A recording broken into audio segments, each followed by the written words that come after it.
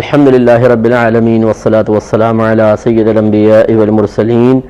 اما بعد فاعوذ باللہ من الشیطان الرجیم بسم اللہ الرحمن الرحیم۔ الحمدللہ الہادی پروگرام میں توبہ کا موضوع چل رہا تھا۔ حضرت کعب بن مالک رضی اللہ تعالی عنہ کی عظیم توبہ کے بارے میں کلام ہو رہا تھا۔ واقعہ بارہا آپ نے سماعت فرمایا۔ آپ غزوہ تبوک سے پیچھے رہ گئے تھے اور تھوڑی سی بس ارادہ تو تھا کہ میں چلا جاؤں گا، لیکن ایسی سستی کچھ ہوئی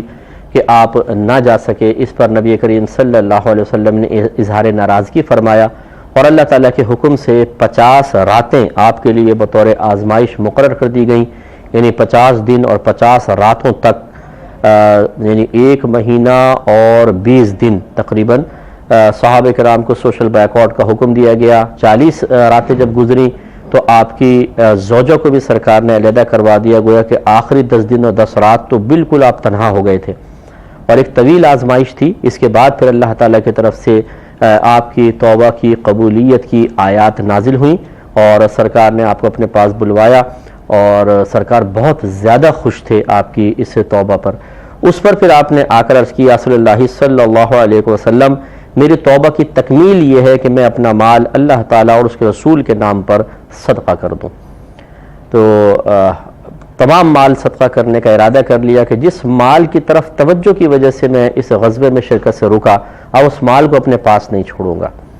تو ذرا اس پر یہ بھی غور کر لیجئے، انہوں نے کہا کہ اپنا مال اللہ اور اس کے رسول کے نام پر صدقہ کر دوں۔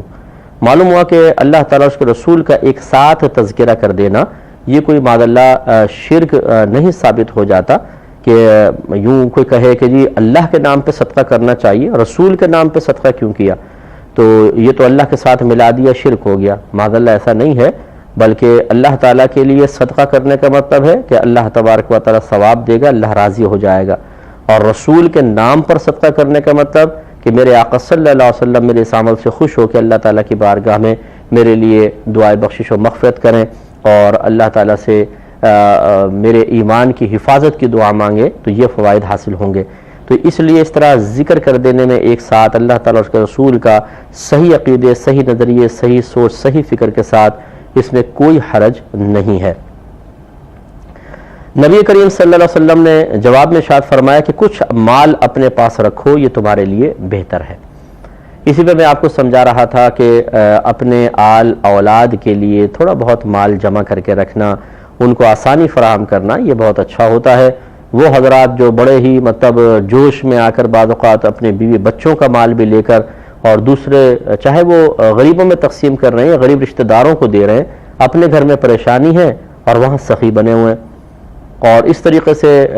وہ بعض اوقات عوام کی میں بات کر رہا ہوں، خواص کی نہیں کر رہا ہوں، کہ وہ یہ بھی نہیں سمجھ پاتے کہ یہاں نفس ہم سے کھیل رہا ہے۔ وہاں جب دیتے ہیں تو لوگ ان سے خوش ہوتے ہیں، تعریفیں کرتے ہیں اور ان کو سخی کہتے ہیں۔ اس سے اتنا حفظ نفس حاصل ہوتا ہے کہ انسان اپنے گھر والوں کی تکلیف کو بھول جاتا ہے اور انہیں آ کے لیکچر دے رہے ہوتے ہیں۔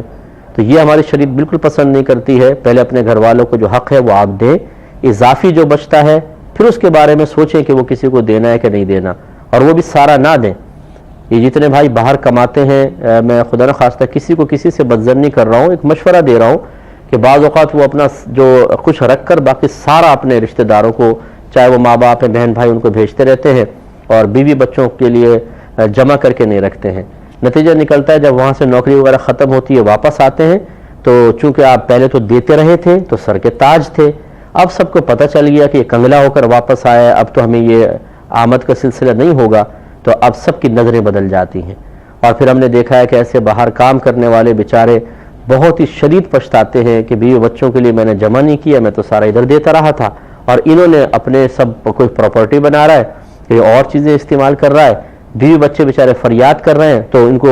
لیکچر دے رہے ہیں لمبے لمبے کہ ارے تمہیں مال کا لالچ ہے، میری ماں تمہارے خیال کر تو رہی ہے، بس ٹھیک ہے جیسے امی رکھ رہی ہیں ویسے کرو۔ امی جان ماشاءاللہ ہر ایک سمجھدار تو ہوتی نہیں ہے، بڑے بیٹے کی کمائی ہے جو باہر سے بیٹا بھیج رہا ہے، اس کی کمائی دوسرے بچوں میں تقسیم کرتی رہیں گی، پتہ چلا وہ سب سیٹل ہو گئے اور وہ بیچارہ جب واپس آیا تو کچھ بھی جمع نہیں ہے۔ تو خلاصہ کلام یہ ہے کہ یہ نہیں ہے کہ آپ گھر والوں دیگر ان کا رشتہ داروں کا خیال نہ رکھیں، ضرور رکھیں، لیکن آپ کے بیوی بچوں کے حقیقتاً آپ ہی ہیں اور کوئی نہیں ہے۔ آج اگر شوہر کا انتقال ہو جاتا ہے تو بہت کم لوگ ایسے ہیں جو آپ کے بیوی بچوں کا خیال کریں گے، اس لیے آپ کو خود ہی خیال کرنا چاہیے اور ان کے آئندہ مستقبل کے لیے کچھ جمع رکھنا یہ آپ کی ذمہ داری ہے۔ لیکن کسی حرام چیز میں انویسٹ نہ کر دیں، بہت سے ایسے حرام کاموں میں لگا دیتے ہیں، مطلب کوئی پالیسی وغیرہ لے لی، کسی اور جگہ بینک میں پیسے رکھوا دیے کہ 10 سال بعد 20 سال بعد یہ پروفٹ کے ساتھ مل جائیں گے، یہ سودی صورتیں ہوتی ہیں۔ کسی اچھے دیندار سے مشورہ کر کے اپنا پیسہ اپنے بچوں کے لیے محفوظ کر کے رکھیں، بعد میں کام آئے گا۔ تو میں نے آپ کو یہ حدیث بھی ذکر کر دی تھی کہ میرے آقا صلی اللہ علیہ وسلم نے ارشاد فرمایا کہ کوئی باپ اپنی اولاد کے لیے کچھ چھوڑ کر فوت ہو، یہ اس سے کہیں زیادہ بہتر ہے کہ انہیں اس حال میں چھوڑے کہ وہ دوسروں کے سامنے ہاتھ پھیلا رہے ہوں۔ یہ اچھی طرح یاد رکھیے گا، میرا ایک پیغام اگر کوئی باہر والے بھائی بہن ہمیں سن رہے ہیں، بہن تو نہیں خیر بھائی سن رہے ہیں کیونکہ بیوی بچوں کا معاملہ ہے، تو کبھی بھی اپنی تمام تر دولت دوسروں کے حوالے نہ کر دیں۔ ہم نے جب تک انسان کے پاس پیسہ ہوتا ہے سب کی نگاہوں کا رنگ کچھ اور دیکھا ہے، اور جب انسان کے پاس سے پیسہ چھن جاتا ہے، ختم ہو جاتا ہے، سلسلہ رک جاتا ہے، تو پھر ہم نے بدلتی ہوئی نگاہیں بھی دیکھی ہیں، بدلتے ہوئے رویے دیکھے ہیں، طبیعتیں بدل جاتی ہیں۔ اس وقت پھر آپ بھی حیران ہو جائیں گے کہ وہ شفقتیں، وہ پیار، وہ محبت، وہ سب چیزیں کہاں چلی گئیں۔ اس کا مطلب ہے کہ پھر انسان کی کوئی ویلیو نہیں ہے، اس سے حاصل ہونے والے فائدوں کی ویلیو ہے۔ اس لیے یہ جملے شاید بعضوں کو ناگوار تو گزریں، لیکن ایک تلخ حقیقت ہے، اس کو قبول کرنا چاہیے۔ لہٰذا بھولے بھالے پپو نہ بنے کہ سب کھول کر اپنا رکھ دیا کہ جی یہ میرے پاس ہے، یہ لیجئے، اور میرے بیوی بچوں کا بھی خیال رکھیے گا، اپنے بیوی بچوں کے لیے خود جمع کر کے رکھیں۔ یہ میرا ایک مشورہ ہے، بلکہ میں آپ کو یہ کہوں گا کہ بیوی کے پاس بھی نہ بھیجیں، اپنے پاس جمع کر کے رکھیں، بعد میں بیوی بچوں کے حوالے کر دیں، کیونکہ بعض بیویاں بھی ایسی ہوتی ہیں کہ وہاں سے شوہر پیسہ بھیج رہا ہے، یہاں سے ایک لائن بنی ہوئی ہے وہ سیدھی میکے میں جا رہی ہے، پیسہ آیا میکے میں چلا گیا، پیسہ آیا میکے میں چلا گیا، پیسہ آیا میکے میں چلا گیا، وہ بھی یہ نادانی کر رہی ہوتی ہے اور پھر کھلا خرچ کرتی رہتی ہیں۔ اب اچانک شوہر کی نوکری چلے گی، واپس آیا، ابھی کتنا جمع کر کے رکھا، میرے پاس تو کچھ بھی نہیں ہے، تم نے کیا بھیجا تھا، وہ تو اتنا تھوڑا سا تو بھیجا تھا، خالی ہاتھ بیٹھی ہوئی ہے، اب شوہر ٹینشن میں بیٹھا ہوا ہے۔ تو اس لیے خود سمجھدار بنے، اپنا وہی ایک اکاؤنٹ کھول لے۔ پوری تنخواہ تو ویسی کسی کو نہیں بتانی چاہیے، جیسے عورت عمر نہیں بتاتی، آپ تنخواہ نہ بتائیں۔ اپنے والدین کو جتنی ان کی ضرورت ہے وہ بھیجیں، زوجوں کو خرچہ بھیجیں، باقی اپنے لیے رکھیں اور مستقبل کے لیے سیو کر کے رکھیں، بہت اچھا ہے اپنے پاس رکھیں، وہ کہیں ضائع تو نہیں ہو رہا نا، اس کو پھر آپ بعد میں لا کر یہ پہ خرچ کیجئے گا۔ لیکن اگر آپ دے دیں گے اپنے ہاتھ سے، میں نے بہت کم ایسا دیکھا ہے خاندان والے کہ وہ آپ کے لیے پیسہ جمع کر کے رکھیں کہ جب آپ واپس آئیں تو سارا کا سارا آپ کے حوالے کر دیں۔ یہ میرے خیال میں لاکھ میں سے کوئی ایک فرد ایسا آپ کو ملے گا جو اس طرح کرتا ہوگا، ورنہ سب کھا پی کے اور آخر میں خالی ہاتھ دکھا دیں گے ہمارے پاس تو کچھ بھی نہیں ہے۔ اب آپ بول دیں کچھ بولنا ہے تو کیا، لیکن بولنے کا کیا فائدہ ہوگا، کچھ بھی حاصل نہیں رہتا۔ خلاصہ کلام یہ ہے کہ سرکار نے ارشاد فرمایا کہ کچھ مال اپنے پاس رکھو تمہارے لیے بہتر ہے۔ میں نے عرض کیا کہ میں اپنا خیبر والا حصہ رکھ لیتا ہوں، یعنی خیبر میں کوئی جب خیبر کا غزوہ خیبر ہوا تھا کچھ مال آپ کے ہاتھ میں آیا تھا تو آپ نے کہا میں وہ حصہ رکھ لیتا ہوں۔ نیز میں نے عرض کیا رسول اللہ صلی اللہ علیہ وسلم مجھے اللہ تعالیٰ نے سچ بولنے کے سبب نجات دی، لہٰذا میری تکبیر توبہ سے یہ بھی ہے کہ میں آئندہ سچ ہی بولوں گا۔ پس اللہ تعالیٰ کی قسم اس وقت سے کہ میں نے رسول اللہ صلی اللہ علیہ وسلم سے ذکر کیا، میں کسی مسلمان کو نہیں جانتا جس پر اللہ تعالیٰ نے سچ بولنے میں اس سے زیادہ اچھا انعام کیا ہو جو اس نے مجھ پر کیا ہے۔ اب یہ بھی میرے بھائی بہن مجھ سمیت میں بھی غور کرتا ہوں، آپ بھی کریں، سچ بولنا بہت ہی پیاری چیز ہے۔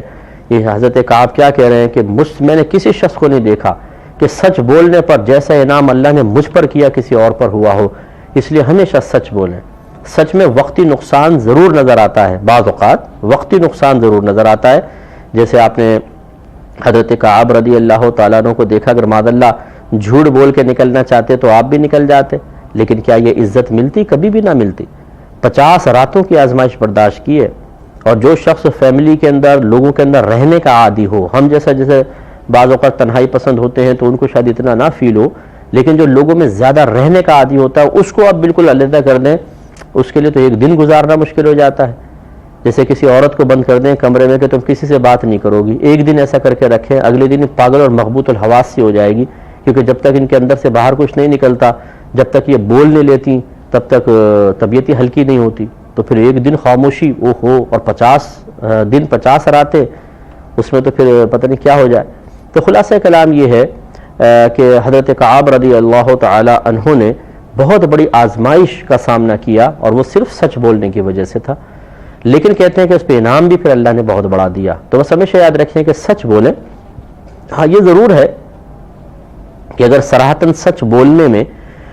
کسی کے بہت ہی بڑے نقصان کا اندیشہ ہو، جس سے آپ سچ بول دیں تو قتل و غارت ہو جائے گا، بہت زیادہ لڑائی جھگڑا فتنہ فساد پھیل جائے گا، اس وقت صراحتاً جھوٹ بولنے کی اجازت تو نہیں ہے، لیکن کوئی ہیلا بہانہ کر کے آپ کچھ کر سکتے ہیں،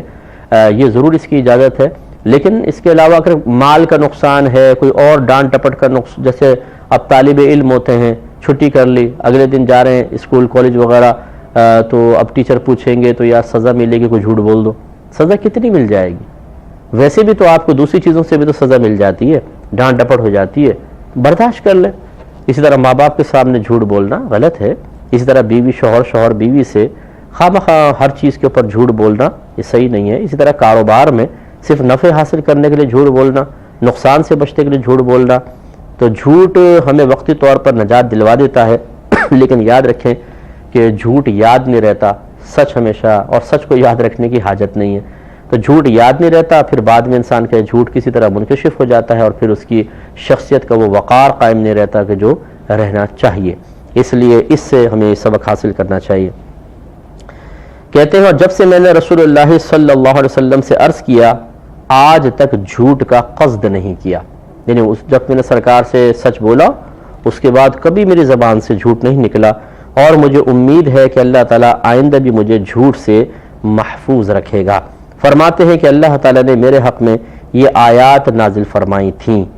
لقد تاب اللہ علی النبی والمہاجرین والانصار الذین اتبعوہ فی ساعۃ العسرہ،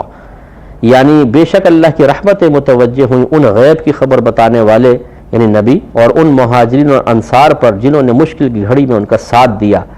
بعد اس کے کہ قریب تھا کہ ان میں سے کچھ لوگوں کے دل پھر جائیں، پھر ان پر رحمت سے متوجہ ہوا، بے شک وہ ان پر نہایت مہربان رحم والا ہے. پھر آگے اللہ نے فرمایا وَعَلَى الثَّلَاثَةِ الَّذِينَ خُلِّفُوا حَتَّى إِذَا ضَاقَتْ عَلَيْهِمُ الْأَرْضُ بِمَا رَحُبَتْ، یہاں تک کہ اتقوا اللہ وکونوا مع الصادقین، یہاں تک اللہ تعالیٰ نے پوری آیت بیان فرمائی. اس کا ترجمہ یہ ہے، اور ان 3 پر اللہ نے رحمت فرمائی جو موقوف رکھے گئے یعنی پیچھے رہ گئے تھے، یہاں تک کہ جب زمین اتنی وسیع ہو کر ان پر تنگ ہو گئی اور وہ اپنی جان سے تنگ آ گئے، اور انہیں یقین ہوا کہ اللہ تعالیٰ سے پناہ نہیں مگر اسی کے پاس، یعنی ان کو یقین تھا کہ اب اللہ کے علاوہ کہیں پناہ نہیں ملے گی. پھر ان کی توبہ قبول کی کہ تائب رہیں، بے شک اللہ تعالیٰ ہی توبہ قبول کرنے والا مہربان ہے. اے ایمان والو اللہ سے ڈرو اور سچوں کے ساتھ رہو. کتنی پیاری آیات ان کے حق میں نازل ہوئیں. قیامت تک حضرت کعب بن مالک رضی اللہ تعالیٰ عنہ کا تذکرہ ہوتا ہی رہے گا. جب یہ آیات اور ان کے تفسیر بیان ہوں گی، حضرت کے مناقب بیان ہوتے رہیں گے، تو اس طرح انسان اچھے کام کرتا ہے تو تاریخ میں اچھا نام رہتا ہے. برے کام کر کے جانے کا کوئی فائدہ نہیں ہے. وقتی طور پہ عارضی طور پہ برے کام سے بھی انسان کو شہرت مل جاتی ہے، لیکن یہ گندی شہرت ہوتی ہے، اور اس شہرت کا وبال آخرت میں انسان بھگتے گا. حضرت کعب فرماتے ہیں خدا کی قسم جب سے مجھے اللہ تعالیٰ نے اسلام کی دولت عطا فرمائی، مجھ پر اس سے بڑا اور کوئی انعام نہیں کیا کہ میں نے رسول اللہ صلی اللہ علیہ وسلم سے سچ بولا اور جھوٹ نہ بولا، ورنہ میں بھی جھوٹ بولنے والوں کی طرح ہلاک ہو جاتا. کیونکہ اللہ تبارک و تعالیٰ نے جھوٹ بولنے والوں کو جس قدر برا قرار دیا، شاید دوسروں کو اس قدر قابل مذمت قرار نہیں دیا. کیونکہ اس نے یہ آیت نازل فرمائی اس لیے کہ تم ان کے خیال میں نہ پڑو، تو ہاں تم ان کا خیال چھوڑ دو، وہ تو مکمل طور پر خبیث ہیں، پلید ہیں، اور ان کا ٹھکانہ جہنم ہے، یہ اس کا بدلہ ہے جو کماتے تھے. اے حبیب یہ آپ کے سامنے قسمیں کھاتے ہیں کہ تم ان سے راضی ہو جاؤ، تو اگر ان سے راضی ہو جاؤ تو بے شک اللہ تبارک و تعالیٰ فاسق لوگوں سے راضی نہ ہوگا. اب آپ کے سامنے یعنی عنقریب آپ کے سامنے اللہ تعالیٰ کی قسمیں کھائیں گے جب آپ پلٹ کے ان کی طرف جائیں گے. تو یہ منافقین کا ذکر، کتنا مذمت اللہ نے فرمائی. تو کعب فرماتے ہیں اللہ تعالیٰ نے مجھے اس سے بچا لیا. تو خلاصہ کلام یہ تھوڑا آگے بھی ہے، لیکن بس اتنا جو ہمارے توبہ سے متعلق چیز تھی وہ سامنے آئی کہ معلوم یہ ہوا کہ دیکھیں بعض اوقات انسان سے، یہ تو صحابی تھے، بہرحال ان کا معاملہ تو جدا گانا ہے، میں اب عام لوگوں کی باتیں عرض کر رہا ہوں، کبھی ایسا ہوتا ہے کہ انسان نفس و شیطان کے بہکائے میں آ کے کچھ کر بیٹھتا ہے تو وہ کبھی مایوس نہ ہو۔ اللہ تعالیٰ کی طرف سے یہ ہوتا ہے کہ بعض اوقات ایک آزمائشی پیریڈ آتا ہے، لیکن اس کی رحمت ہمیشہ ہماری طرف متوجہ رہتی ہے، لہٰذا کتنا ہی بڑا گناہ ہو جائے، کتنی ہی بڑی خطا ہو جائے، انسان کو چاہیے کہ فوراً اللہ تبارک و تعالیٰ کی طرف اپنا میلان رکھے اور اس کی توبہ کو طلب کرتا رہے، اس کی رحمت کو طلب کرتا رہے، اس کی بارگاہ میں رجوع کرتا رہے، تو انشاءاللہ ایک وقت ایسا آئے گا کہ اللہ تبارک و تعالیٰ اسے بالکل معاف فرما دے گا۔ اسی طرح دیکھیں ابھی ایک روایت اور میں عرض کر دیتا ہوں توبہ کے بارے میں، کہ حضرت عبداللہ بن عباس اور حضرت انس بن مالک رضی اللہ تعالی عنہ سے روایت ہے کہ رسول اکرم صلی اللہ علیہ وسلم نے ارشاد فرمایا کہ اگر ابن آدم کو سونے کی ایک وادی مل جائے تو 2 وادیوں کی خواہش کرے گا، اور اس کا منہ تو صرف مٹی ہی بھر سکتی ہے، اور اللہ تعالیٰ اس کی توبہ قبول کرتا ہے جو توبہ قبول کرے اور جو توبہ کرے۔ بخاری و مسلم کی روایت ہے، گویا کہ اس میں سرکار نے ارشاد فرمایا کہ انسان لالچ میں آگے بڑھتا چلا جاتا ہے، جیسے ہم بھی ہیں کہ ایک دکان ہے 2 دکان ہو جائیں، ایک فیکٹری ہے دوسری فیکٹری لگ جائے، ایک مکان ہے دوسرا مکان ہو جائے، بینک بیلنس میں اضافہ ہو، پہلے سینکڑوں میں ہے تو ہزاروں میں چلا جائے، ہزاروں سے لاکھوں، لاکھوں سے کروڑوں، کروڑوں سے پھر اربوں اور خربوں تک پہنچ جائیں، لیکن جتنے بھی آپ آگے بڑھتے چلے جائیں اس کی کوئی حد نہیں ہے۔ آپ مطلب بہت ہی کم ایسے ہوں گے جو دنیا کا سب سے امیر ترین آدمی بن جائے، وہ کوئی 1-2 ہی ہوں گے، واحد ہوں گے، باقی جب بھی آپ اوپر بڑھیں گے کسی نہ کسی سے ہمیشہ نیچے ہی رہیں گے۔ لیکن کچھ جن سے آپ تھوڑا سا اوپر ہیں ان کو نیچے دیکھ کر خوشی محسوس کرتے ہوئے انسان حرام حلال کی تمیز بھلا بیٹھتا ہے، اور پھر سرکار فرماتے ہیں لالچ کبھی ختم نہیں ہوتا، ایک وادی مل جائے سونے کی بن کر دوسرے کی تمنا کرے گا، تیسرے کی، حتیٰ کہ پھر سرکار فرماتے ہیں کہ اس کا پیٹ مٹی ہی بھر سکتی ہے۔ یعنی کیا مطلب؟ مٹی سے پیٹ بھرنے کا مطلب یہ ہے کہ اس کی جو خواہشات ہیں اس کا سلسلہ پھر موت ہی روکتی ہے، قبر میں پہنچ جاتا ہے، ختم۔ تو اس سے بہتر کہ اس خراب کاموں کی طرف بڑھ کر حرام حلال کی تمیز کو بھولا جائے۔ سرکار نے ارشاد فرمایا اللہ تعالیٰ اس کی توبہ قبول فرماتا ہے جو توبہ کرے، یعنی بہتر یہ ہے کہ انسان توبہ کی طرف مائل ہو کر لالچ کو چھوڑے۔ اللہ تعالیٰ سے دعا ہے کہ رب کریم جو کچھ سنا ہمیں عمل پیرا ہونے کی توفیق عطا فرمائے، آمین۔ وآخر دعوانا ان الحمدللہ رب العالمین۔ میں بہک سکوں یہ مجال کیا، میرا رہنما کوئی اور